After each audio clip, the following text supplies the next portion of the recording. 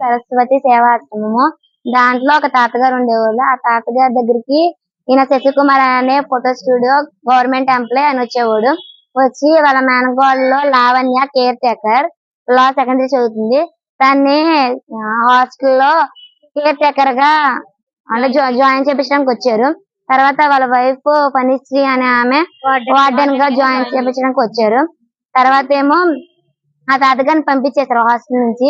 పంపించేసిన తర్వాత ఆయన వచ్చేసేసి అక్కడే ఉండిపోవడము, స్మోకింగ్ చేయడము, ఫోటో స్టూడియో అని చెప్పి నమ్మించడము, చిన్నపిల్లల్ని తీసుకెళ్లి బాపట్ల సైడ్ తీసుకెళ్లి ఒక బాయ్స్ హాస్టల్ తీసుకెళ్లి రూమ్ తీసుకొని పాడు చేయడము బలవంతంగా. వద్దు వద్దు అన్న చేతులు కట్టేసి మరి చేస్తున్నాడు. ఒప్పుకుంటేనేమో అలాగ అంటున్నాడు. ఒప్పుకోపోతేనేమో అదే చెంప మీద కొట్టేసేసి జుట్టు పీకేసేసి ఈడ్చుకొచ్చి మొక్కల దండ వేపిస్తున్నాడు నైట్. చిన్న చిన్న విషయాలకు కూడా సీరియస్ అయిపోతున్నాడు. ఏంటో మళ్ళీ ఏంటో మీ బాయ్ ఫ్రెండ్స్ ఉంటే చెప్పండి, అక్కడ తిప్పుతాను ఇక్కడ తిప్పుతాను, ఎదురుకున్న అపార్ట్మెంట్ లో రూమ్లు ఇస్తాను, ఆ రూమ్ లో పంపిస్తే ఈ రూమ్ లో పంపిస్తాను, పోలీసు వాళ్ళతో నేను మాట్లాడి చుట్టూరు కాపలా పెట్టిస్తాను, ఇష్టం ఉంటే చెప్పండి ఇదని చెప్పి అంటున్నాడు సార్. చాలా మిస్బిహేవియర్ గా చేస్తున్నాడు సార్.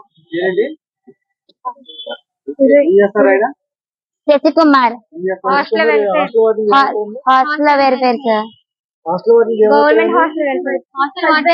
హస్బెండ్ అవుతాడు సార్. హాస్టల్ వార్డెన్ ఫణిశ్రీ, తనకి హస్బెండ్ తన second wife sir. First wife ఏమో మనీ స్టూడియో చేస్తే రఘుకుమారి, తన ఏంటో ఫోటో స్టూడియో చేస్తే, సెకండ్ వైఫ్ ఏమో ఫణిశ్రీ, తన హాస్టల్ వార్డెన్ గా పెట్టాడు.